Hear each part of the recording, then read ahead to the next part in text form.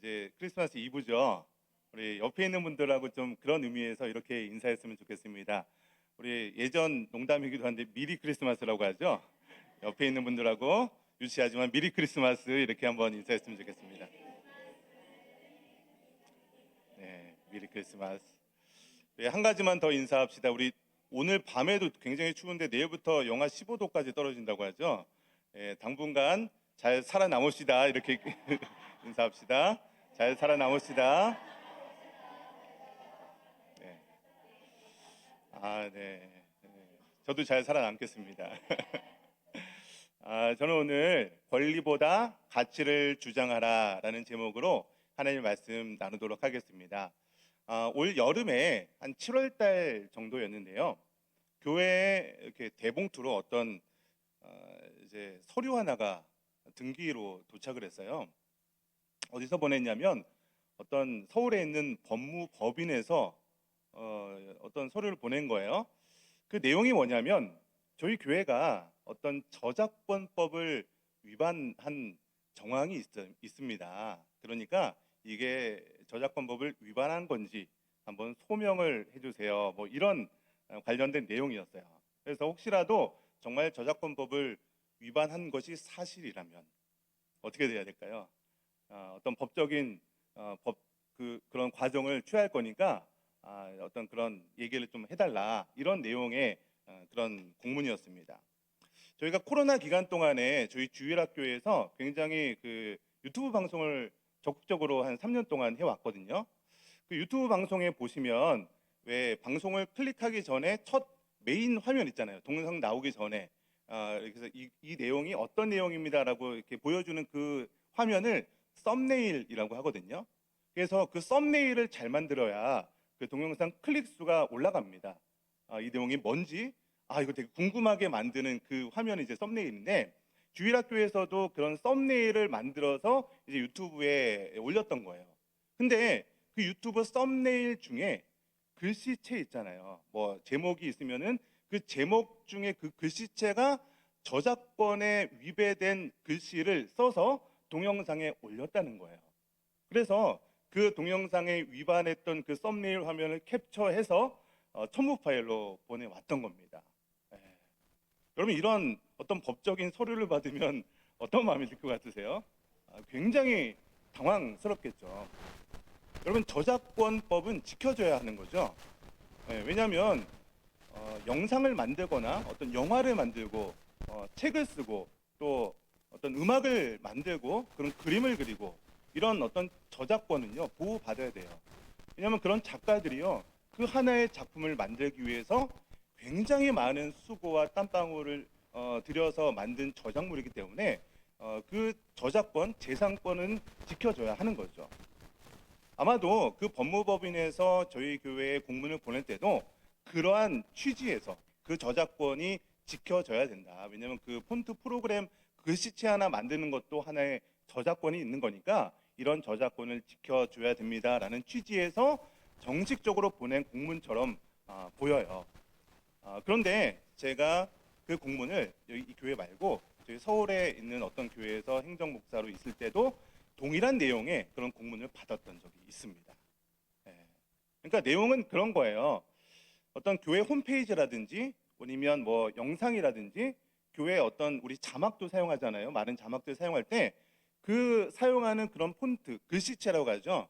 우리 컴퓨터로 보면 이제 폰트 무슨 서체라고 하는데 그 서체마다 저작권이 있다고 주장을 하면서 그 저작권을 위반했으니까 이렇게 얘기합니다.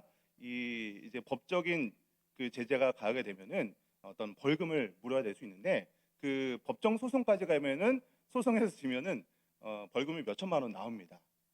그러니까 위반한 사실이 있으면 차라리 혹시라도 그런 그 프로그램에 대한 인식이 부족했다면 실수로 그 프로그램을 교회에서 사용했다면 프로그램을 정식 라이센스를 구매하라라고 이야기합니다. 근데 그 폰트 프로그램 구매 비용이 한 500만 원 정도 되거든요. 저렴하진 않죠. 근데 교회 사이즈가 이 정도 되면은 한 대 가지고는 사용이 안 되니까 2개 정도는 구매해야 됩니다. 이렇게 얘기를 하는 거예요. 그러니까 2개면 얼마예요? 한 1,000만 원 정도 나오는 금액을 지불해라, 아니면 법정 소송에 들어가겠다. 굉장히 좋은 말로 공문을 보내는 거예요. 제가 사실은 그 당시에 이 문제를 가지고 뭔가 찜찜한 거예요. 우리는 위반한 것 같지 않은데 어떤 법적 제재, 뭐 저작권법 막 그러면서 법적인 용어를 써서 이렇게 법무법인에서 연락이 오니까 굉장히 어떤 당황스러웠습니다. 그래서 제가 그 법무법인에 전화를 했더니 이제 변호사분이 전화를 받아요. 법무법인이니까 당연히 변호사가 전화를 받으시겠죠. 그러니까 법적인 전문적인 용어를 써가면서 뭐 저희가 뭐 그런 용어를 압니까? 변호사가 그런 법적인 용어를 써서 막 얘기하니까 휘말릴 수밖에 없는 거예요. 근데 아무리 봐도 아닌 것 같아가지고 제가 여기저기 알아보고 이런 경우가 있는데 다른 교회는 어떤 경우가 있었는지 알아보기도 하고 뭐 그런 판례가 있는지 그런 것도 알아보고 하다가 제가 어디까지 알아봤냐면 한국저작권위원회까지 추적을 해서 알아봤더니 그 저작권위원회에서도 이런 어떤 교회나 뭐 이런 저작권법 때문에 상담 사례가 굉장히 많은 것을 발견하게 됐어요. 그래서 그 저작권위원회 그 직원분께서 하는 내용들을 제가 녹취를 하고 정리를 해서 지금도 보관하고 있는데요. 거기서 뭐라고 하냐면 저작권법상 그 글씨체 있죠. 이제 폰트 자체는 저작권법에 적용되는 게 아니라는 거예요. 뭐냐면 뭐가 저작권법에 적용되냐면 그 폰트를 만드는 폰트 프로그램이 있거든요.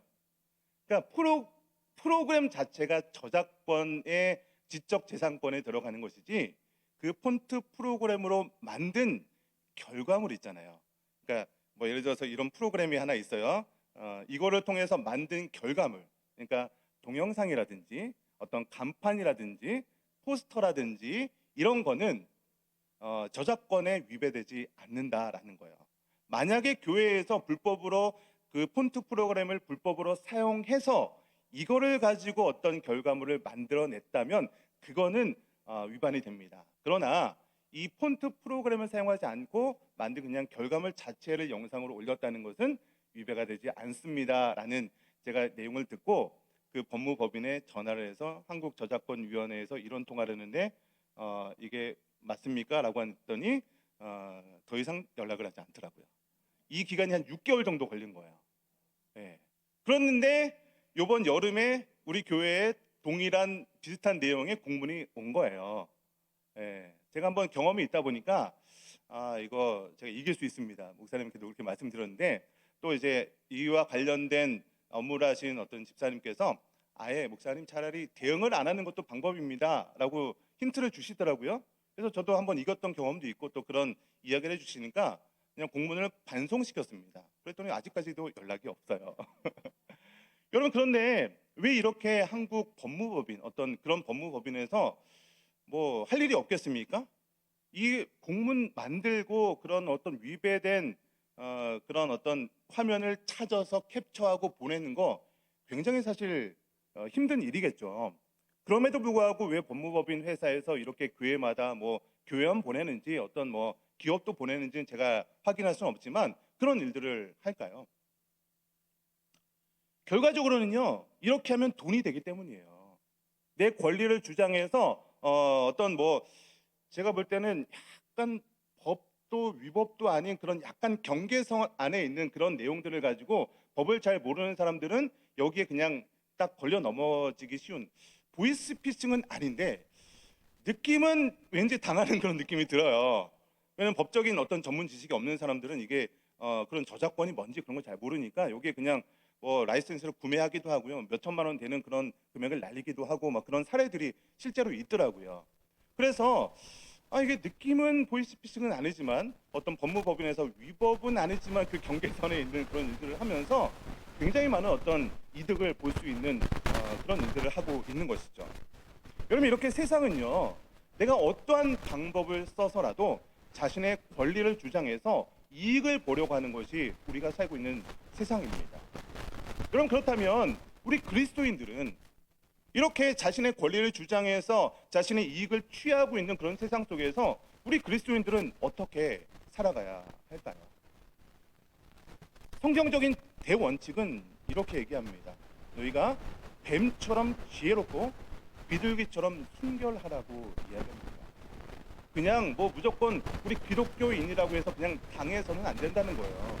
때로는 뱀처럼 지혜롭게 그냥 뭐 때리면 받고 막 그러는 게 아니라 정말 지혜롭게 그런 모든 문제들을 잘 해결해 나가야 되지만 정말로 진리를 수호해야 되는 그런 문제에 있어서는 순결하게 믿음으로 나아갈 수 있어야 되는 것이 바로 그리스도인들의 자세라는 겁니다.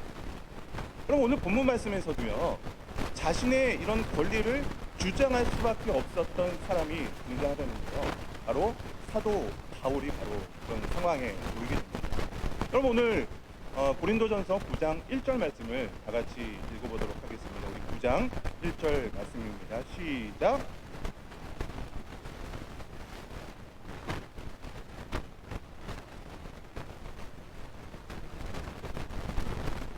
그러면 사도 바울은요, 9장을 시작하면서 바로 1절부터 4가지 질문을 막 쏟아냅니다. 그러면 이 말씀은요, 이런 뉘앙스로 읽어야 돼요. 야, 나 자유인 아니야? 얘들아, 나 사도 아니야? 이런 느낌 있죠. 나 예수 우리 주를 보지 못했어 내가 정말? 주 안에 있는 행한 너희가 나의 일이 너희가 아니냐? 이런 투로 읽어야 되는 거예요. 그러니까 이건 어떤 정말 몰라서 묻는 그런 질문이 아니라 당연히 긍정적인 그런 대답을 얻어내기 위한 그런 질문 4가지를 쏟아내고 있는 거죠.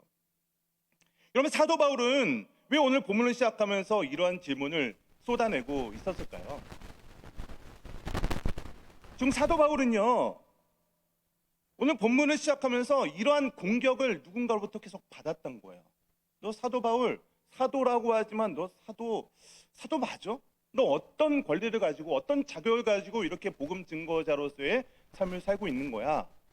이런 어떤 사도권에 대한 여러 가지 질문과 공격을 받고 있었기 때문에 오늘 9장을 시작하면서 나는 자유인이고 나 사도가 맞고 나 예수 그리스도를 직접 본 사람이고 너희가 바로 내가 복음을 증거한 결과가 열매가 바로 너희들 아니냐라고 얘기하면서 사도 바울 자신이 나의 사도권에 대해서 증명하고 있는 내용이 바로 오늘 고린도전서 9장 전체의 내용입니다. 사도 바울은요, 자신의 사도권을 주장하는데 사도행전 1장을 보시면요, 여러분 예수님의 12제자가 이제 12사도가 되잖아요. 근데 가룟 유다가 죽음으로 인해서 11명의 사도밖에 남지 않거든요. 그래서 사도행전 1장을 보시면 이제 11명밖에 없기 때문에 한 명을 더 보충을 하는 그런 내용이 사도행전 1장에 기록이 됩니다. 그래서 사도가 될 수 있는 사람들 중에서 둘 중에 제비를 뽑아서 한 명이 뽑히는데 그 사람이 바로 마띠아입니다.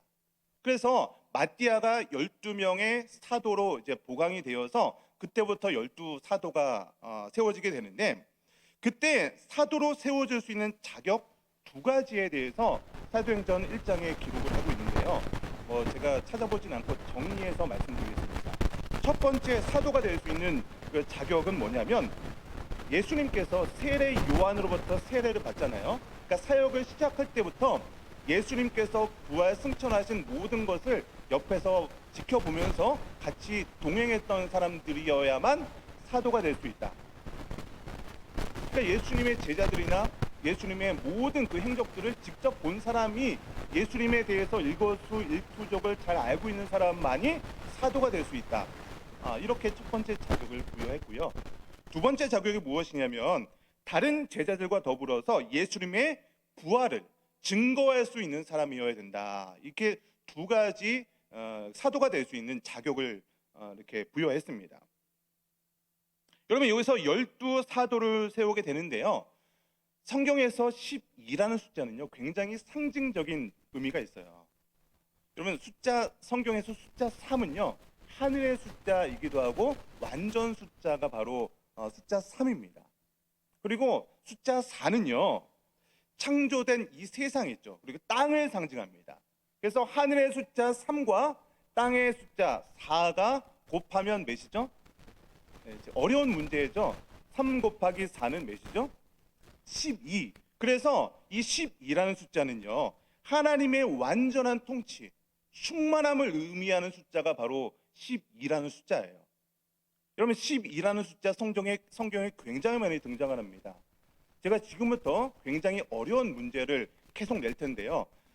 답이 뭔지 어려우니까 곰곰이 생각하면서 풀어보세요. 여호수아가 가나안 땅에 정탐꾼을 보내는데 정탐꾼의 숫자가 몇 명이었죠? 굉장히 잘하시네요. 네, 어려운 문제라고 말씀드렸는데 사사기에 사사가 나오는데 총 몇 명이죠? 좀 어렵죠? 어려워서 대답을 못 하시는 거죠? 네, 몇 명이죠? 12명의 사사가 있어요. 이쯤 되면 다음 문제의 답이 뭔지 대충 예상이 될 것 같은데 어렵습니다. 그냥 풀면 되게 어려워요. 성막에 진설병, 떡 그런 거 있잖아요. 진설병을 올려놓는데 몇 장의 진설병을 올릴까요? 이거 굉장히 어려운 건데 어떻게 하셨죠? 대제사장의 옷에 흉패가 달려있거든요. 흉패에 보석이 박혀있는데 보석의 숫자가 몇 개일까요? 이 어려운 문제를 어떻게 하세요? 구약시대 때 이스라엘이 몇 지파가 있었죠? 네, 이건 좀 쉽죠. 이 12의 숫자에 상응하도록 지금 제자들을 12제자로 삼았던 거고요.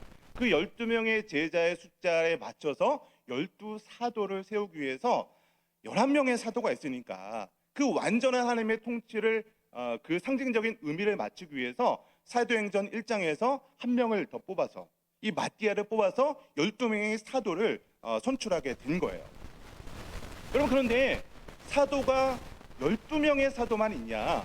그거는 아닙니다. 여러분 사도라는 뜻이 뭐냐면 보냄을 받은 자라는 뜻을 가지고 있어요. 그래서 사도는요 부활하신 예수님께서 자신의 복음을 선포하도록 보낸 사람들을 사도라고 할 수 있는 거죠. 그래서 제가 아까 말씀드렸던 12명의 사도도 있지만 예수님의 이 복음, 예수님의 부활을 증거할 수 있도록 예수님으로부터 보냄을 받은 자들을 다 사도로 하고 지칭을 하고 있는 거예요. 그래서 그 고린도전서 15장에 보면은 예수님께서 처음에 예수님의 제자들과 12사도들에게도 나타나고 다른 사도들에게도 자기 부활하신 모습을 보였다라고 기록을 하고 있을 때도 12명의 사도뿐만 아니라 다른 사도들이라고 지칭을 하고 있는 이유가 바로 이런 이유입니다. 그런데 문제는요, 이 바울은요 그 사도의 명단에 들었을까요? 들지 못했을까요? 들지? 찍긴데 50% 확률인데 들지 못했다는 거예요. 왜냐하면 당시에 제가 사도가 될 수 있는 자격이 있었는데 그게 뭐냐면 예수님께서 세례 요한으로부터 세례를 받고 그 모든 과정을 지켜본 사람들 중에서 사도가 될 수 있는 자격이 부여되는데 바울은 그러지 못했죠. 바울은 예수님께서 그 사역을 하는 동안에 같이 있지 못했고요. 오히려 예수님을 믿었던 사람들을 박해했던 사람이었죠. 당시에는. 그래서 예수님을 믿는 사람들을 이제 잡아 가두려고 막 달려가는 순간에 다메섹 도상에서 예수님을 만난 거예요.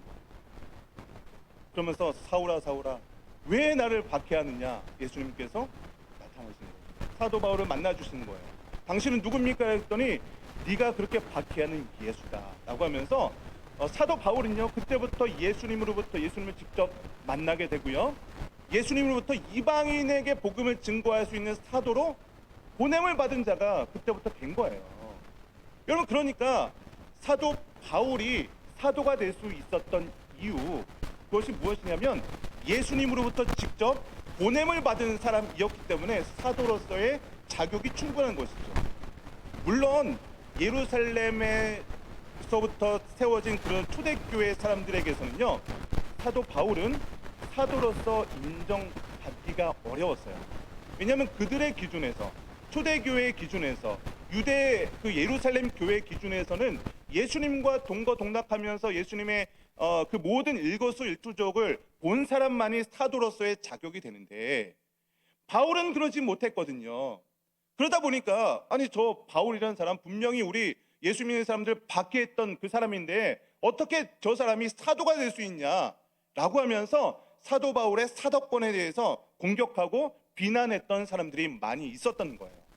그러다 보니까 오늘 고린도전서 9장 1절부터 시작해서 내가 자유인이 아니냐, 나 사도가 아니냐, 이렇게 얘기하면서 나 예수 그리스도의 부활을 직접 본 사람이다, 이렇게 자신의 사도권에 대해서 변호하고 나는 사도다라는 것을 스스로가 변호하고 증거하고 있었던 내용이 바로 고린도전서 9장에 있었던 내용이라는 거예요. 그러면서 나 자신이 사도라는 그 증거를 또 이야기하면서 2절을 이야기하고 있는데요. 우리 본문 2절 말씀을 같이 한번 읽어보았으면 좋겠습니다. 2절입니다. 시작. 다른 사람에게는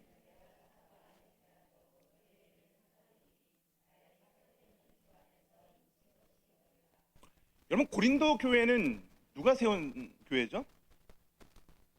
네, 바울이 세웠어요. 여러분, 적어도 어떤 교회를 개척한 어떤 목사님 입장에서는요, 다른 교회에서는 인정받지 못할지라도 개척을 한 목사님께서는요, 그 교회에서는 적어도 인정을 받습니다. 그렇죠? 고린도 교회도 마찬가지였던 거예요. 사도 바울 입장에서 내가 예루살렘 초대교회에서 내 사도로 인정받지 못하는 거는 그래, 내가 100번 양보해서 난 그럴 수도 있다고 생각해. 그러나 너희들, 고린도 교회 너희들은 내가 복음 증거해서 세워진 교회 아니냐, 적어도 너희들은 나를 사도로 인정해야 되는 것 아니냐, 나로 인해서 내가 예수 그리스도를 복음을 증거했고 그 전도의 열매로 세워진 교회가 너희들이기 때문에 이것 자체가, 너희들 자체가, 고린도 교회 자체가 내가 사도라는 것을 증명하는 예수님께서 인쳐준 증거다라고 2절에서 이야기하고 있는 거예요. 여러분, 이렇게 사도 바울은요, 나 자신이 사도라는 것을 주장하면서 사도로서 받아야 될, 마땅히 받아야 될 권리가 있다는 것을 4절에서 이야기합니다. 우리 4절 말씀도 같이 읽겠습니다. 4절입니다. 시작. 우리가 먹고 마실 권리가 없겠느냐.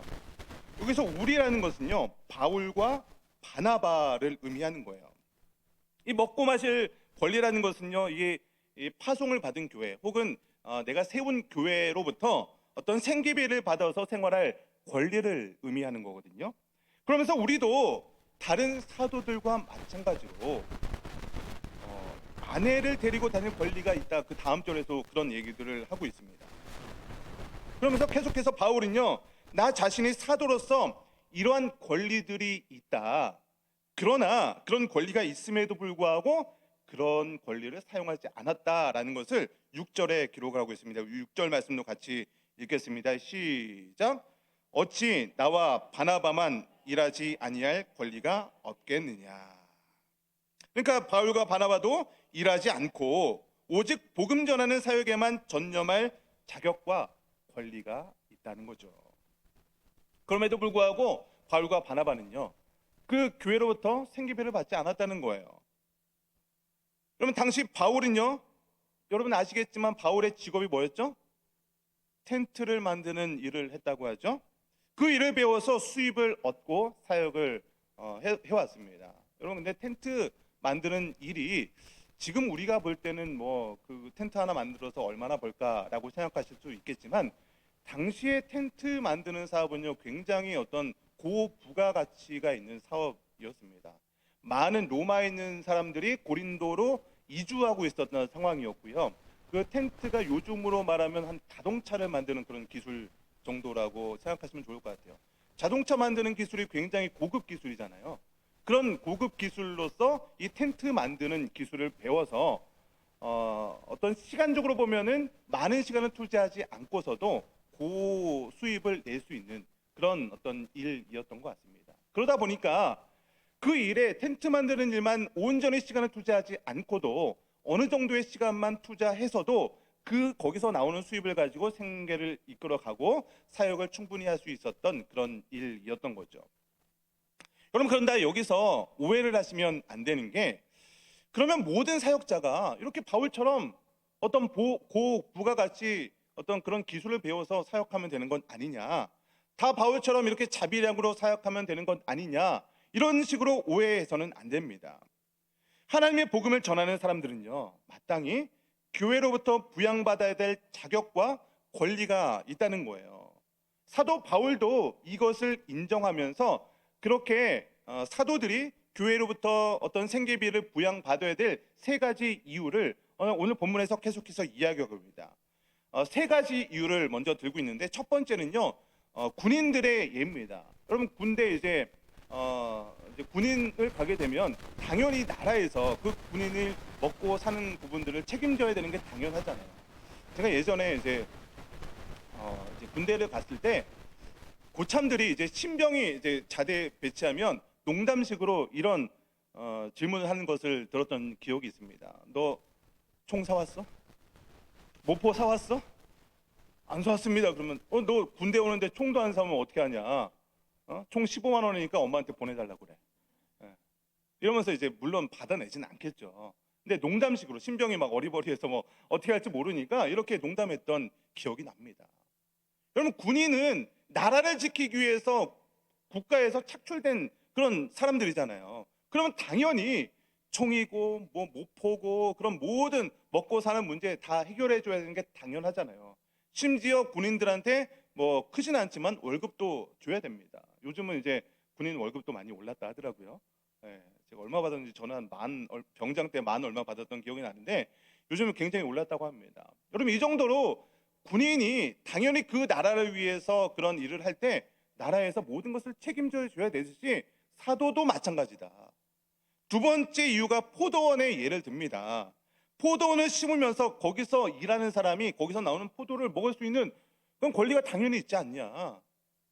세 번째는요, 양떼를 기르는 예예요. 양을 기르면서 양의 젖을 먹을 수 있는 권리가 당연히 있지 않냐, 이런 예를 듭니다. 그러면서 이런 예는 일상생활에서 나올 수 있는 예이기 때문에 뭐 이거는 성경적으로는 어떤 사도에는 적용이 안 된다라고 생각할 수 있기 때문에 좋다 그러면 율법적인 근거도 얘기해 주겠다라고 하면서 율법에서 같은 원리를 얘기하는 것이 바로 오늘 본문 9절의 내용입니다. 우리 9절 말씀 같이 읽어보겠습니다. 시작. 모세의 곡식을 밟아 떠는 소에게 하나님께서 어찌 소들을 위하여 염려하심이냐. 여러분, 이 말씀은요, 모세오경, 특별히 신명기에 기록된 말씀인데요, 소가 이제 그 곡식을 떨면서 거기서 떨어지는 부스러기 그 곡식을 먹을 수 있는 자유가 왜 없겠냐. 이게 바로 율법책에 율법으로서 기록되어 있습니다. 그러면서 마찬가지로 교회 일을 하는 그런 복음 증거의 사역을 할 수 있도록, 여러분, 레위인도 마찬가지죠. 레위인은 기업이 없죠. 왜냐하면 성전의 일들을 온전히 감당할 수 있기 위해서 다른 모든 지파에게는 기업이 주어졌지만 레위 지파, 레위인들에게는 기업이 주어지지 않았습니다. 그래서 성전의 모든 일을 감당할 수 있도록 레위 지파는 특별히 구별해서 그런 지파를 세운 거죠. 모든 원리가 성경적으로 또 세상적인 어떤 정황 속에서도 이렇게 어떤 사도로서의 이렇게 생계비를 받아야 되는 그런 이유를 주장하고 있는 거예요. 여러분, 그러면 지금 사도 바울이 이렇게 사도로서 받아야 될 당연한 권리들을 이 몇 절의 공간을 할애하면서 이렇게 주장하는 이유가 무엇일까요? 나 그동안 사도로서 당연한 권리가 있었는데 그동안 한 3년 동안 생계비 못 받았으니까 일시불로 3년치 줘야 될 것 같은데, 이렇게 주장하는 걸까요? 제가 너무 뻔한 질문에서 대답할 가치가 없는 것 같아요. 전혀 그렇지 않다는 거예요. 사도 바울이 그러한 심정을 담아서 기록한 것이 바로 오늘 본문 12절 말씀입니다. 우리 12절 말씀 같이 12절을 읽겠습니다. 시작. 다른 이들도 너에게 이런 권리를 가졌거든 하물며 우리 일까 보냐. 그러나 우리가 이 권리를 쓰지 아니하고 범사에 참는 것은 그리스도의 복음에 아무 장애가 없게 하려 함이로다. 아멘. 사도 바울은요, 여기서 자신의 사도로서의 권리를 주장하고자 하는 것이 아니에요. 나 이렇게 사도로서의 권리가 당연히 있으니까 나 이 교회에서, 고린도 교회 너희 나 생계비 챙겨줘, 이런 것을 주장하려고 하는 것이 결코 아니라는 거예요. 나는 오히려 이렇게 사도로서의 당연한 자격도 있고 내가 그런 사도이기 때문에 당연한 어떤 대우를 받아야 될 권리가 있음에도 불구하고 나는 그 권리를 내려놓겠다. 권리가 없어서가 아니라 권리가 당연히 있어. 그런데 그 권리를 나는 내려놓겠다. 근데 그 이유가 무엇이냐면 복음 증거에 방해가 되지 않기 위해서다. 여러분, 사도 바울이 이렇게 한 그 시대적인 그 지역적인 배경이 있습니다. 이유가 있습니다. 당시에 이 고린도 지역은요, 헬라 철학이 굉장히 성행했던 지역이에요. 아테네 아시죠? 아테네에서 그렇게 떨어진 지역이 아니에요. 그리스 지역이거든요. 그러다 보니까 당시에 헬라 철학자들이 순회를 하면서 자신의 철학 사상을 길거리에서 막 연설을 하는 거예요. 그러면 그 철학자들도 수입원이 있어야 되잖아요. 그러니까 그 연설을 통해서 길거리에서 굉장히 뛰어난 연설을 하면 거기서 이제 길거리에 있는 사람들이 시장 통해서 이렇게 돈을 지불을 하는 거예요. 근데 사도 바울이 동일한 방식으로 복음을 증거할 수밖에 없었거든요. 시장 통해서 사람들에게 어떤 연설을 하면서 설교를 하면서 이 복음이 어떤 거고 예수 그리스도가 누구고 이런 것들을 막 증거했어요. 근데 그런 헬라 철학자들처럼 동일하게 그런 것을 통해서 어떤 뭐 수입원을 이렇게 뭐 돈을 걷는다든지 헌금을 바란다든지 그렇게 되면 저 사도 바울도 헬라 철학자들과 다른 것이 전혀 없는 어떤 사상 중에 하나구나, 이렇게 오해할 소지가 있었던 거예요. 그러다 보니까 사도 바울은 이런 복음 증거에 방해될 소지가 있기 때문에 아예 그 원인을 원천적으로 차단했던 거예요. 권리가 없어서가 아니라, 자격이 없어서가 아니라, 내가 이 권리를 누리지 않는 것은 내가 복음 증거에 방해될 수 있기 때문에 그 원인을 원천적으로 차단했다는 거죠. 여러분, 그런데 우리는 이 세상을 살아갈 때 어떤 인생을 살아갑니까?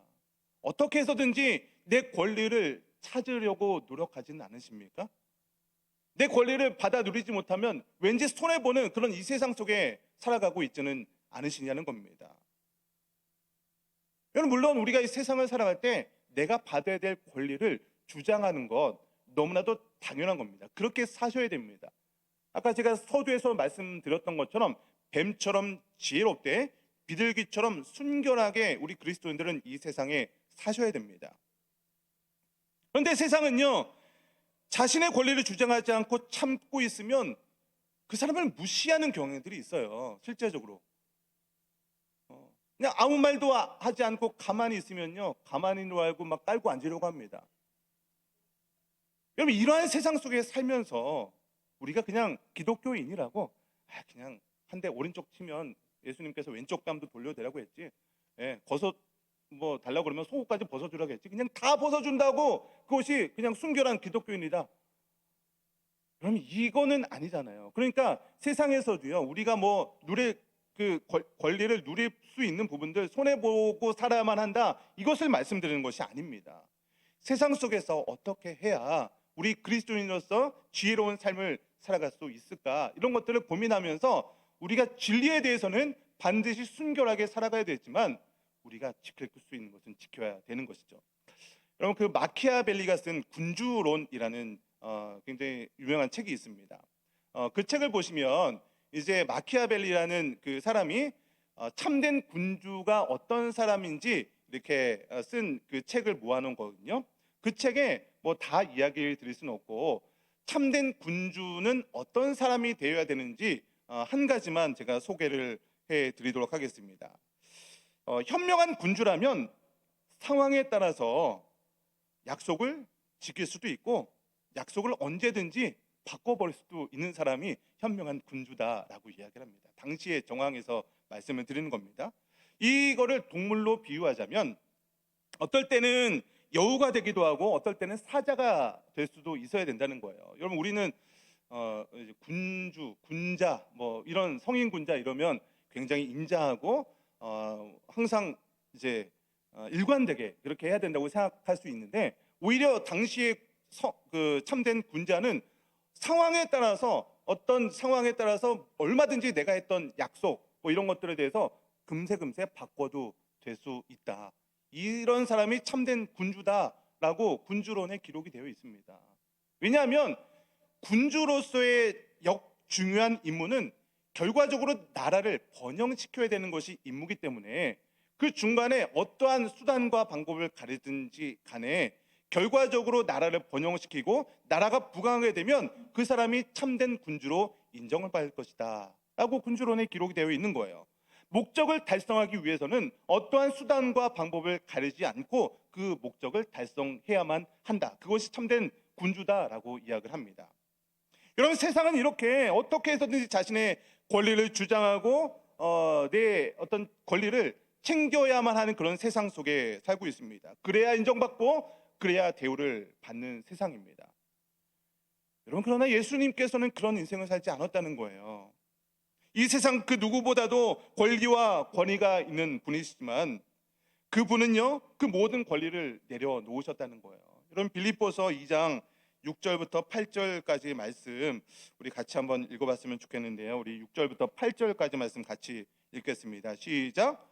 그는 근본 하나님의 본체시나 하나님과 동등됨을 취할 것으로 여기지 아니하시고 오히려 자기를 비워 종의 형체를 가지사 자기를 낮추시고 죽기까지 복종하셨으니 곧 십자가에서 죽으심이라. 아멘. 여러분, 기독교는요 자신의 권리를 주장하는 종교가 아닙니다. 오히려 자신의 권리를 내려놓을 수 있는 것이 바로 기독교라는 거예요. 예수님께서 그런 인생을 사셨고 사도 바울이 오늘 본문에서도 그런 인생을 살고 있었다는 것을 이야기하고 있습니다. 여러분, 왜 기독교는 이렇게 자신의 권리를 내려놓으라라고 이야기를 할까요? 그 자신의 권리를 주장하는 것보다 훨씬 더 중요한 가치 있는 것이 있기 때문입니다. 바로 복음 증거하는 것이 내 권리를 주장하는 것보다 훨씬 더 중요한 가치이기 때문에 훨씬 더 중요한 가치 있는 것에 내 모든 것을 투자하기 위해서 심지어 내 권리까지도 포기할 수 있어야 된다라고 예수님께서도 이야기하는 것이고 그런 삶을 사셨고 사도 바울도 그러한 삶을 살았고 오늘 본문에서 그 내용들을 주장하고 있는 것입니다. 여러분, 우리가 나의 권리를 주장하는 것이 아니라 나의 더 중요한 가치, 복음이라는 훨씬 더 중요한 가치를 주장하면서 살 때 우리 인생 가운데 어떤 일이 벌어질까요? 여러분, 우리가 그런 인생을 살아갈 때 세상적인 기준과 가치로 바라보면요 기독교는 없어졌어야 돼요. 그러한 인생을 살아가는 사람들은 뭐 이렇게 패가 망신했어야 됩니다. 여러분, 그러나 하나님 살아계시죠. 과거에도 살아계셨고 지금 현재 이 순간에도 살아계시고 미래에도 여전히 살아계시는 분께서 우리가 나의 권리를 주장하는 것보다 오히려 훨씬 더 중요한 가치인 복음에 대해서 내 모든 것을 내려놓으면서 복음 증거의 삶을 살아갈 때 하나님께서 우리의 인생을 가만히 내버려 두겠습니까? 하나님 살아계신다니까요. 과거의 어떤 이삭 때만, 아브라함 때만, 사도 바울 때만 살아계셔서 그 성경에만 살아계신 하나님이 아니라 오늘 이 순간에도 살아계신 하나님께서 역사하고 계심을 믿으시기를 주님의 이름으로 간절히 축원드립니다. 말씀의 결론을 맺겠습니다. 여러분, 이 세상 참 쉬운 세상 아니죠. 우리가 나 스스로 내 권리를 주장하고 내가 챙기지 않으면 서로 밟고 밟히는 세상 속에 살아가고 있습니다. 그럼에도 불구하고 사도 바울은요 내 권리가 있음에도 불구하고 자신의 권리를 내려놓으라고 이야기를 하고 있습니다. 이제 성탄절이 얼마 남지 않았습니다. 2000년 전에 예수님께서 이 땅에 오셔서 어떤 인생을 살아가셨습니까? 자신의 권리를 주장하는 것이 아니라 하나님과 동등됨을 취하지 아니하시고 자신의 모든 것을 내려놓으시고 십자가에 못 박혀 돌아가신 분이 바로 예수 그리스도라는 겁니다.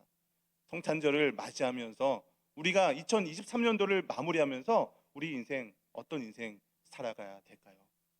어떻게 해서든지 내 권리를 주장하고 조금만 손해보면 기분 나빠하고 그런 인생을 살아가는 것이 아니라 먼저 내가 있는 곳에서 내가 있는 그 가족이라는 그 테두리 안에서 내가 부모로서 내가 가장으로서 아빠로서 엄마로서 그런 권리들을 내려놔 보는 거예요.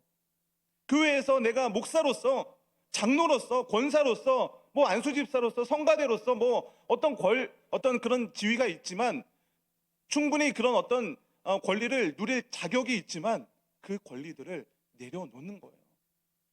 그런 연습을 하는 거예요. 다른 사람이 내려놓게 하면 기분이 썩 좋지 않습니다. 그러나 나 스스로 내려놓는 연습을 해야 되는 거죠. 왜냐하면 예수님께서 그런 인생을 사셨고 우리는 예수 그리스도를 닮아가는 그런 인생을 살아가야 되는 존재이기 때문입니다.